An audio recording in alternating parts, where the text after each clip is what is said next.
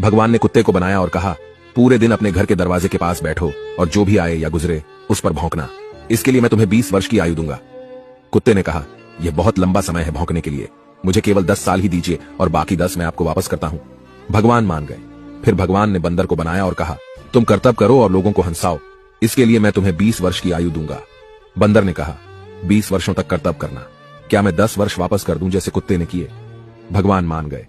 इसके बाद भगवान ने गाय को बनाया और कहा, तुम्हें हर दिन किसान के साथ खेत में जाना है, उसका हाथ बटाना है और किसान के परिवार को दूध देना है, इसके लिए मैं तुम्हें 60 वर्ष की आयु दूंगा। गाय ने कहा, 60 वर्षों के लिए यह कठिन जीवन है, मुझे 20 वर्ष ही दीजिए और बाकी 40 मैं आपको वापस करती हूं। और भगवान फिर मान गए।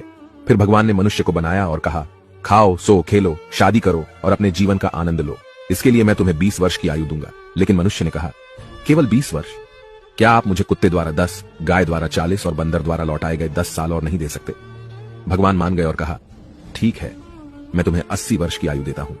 इसलिए हम पहले 20 वर्ष में खाते, सोते, खेलते और आनंद लेते हैं। अगले 40 वर्षों में हम अपने परिवार को सपोर्ट करने के लिए सूरज में मेहनत करते हैं।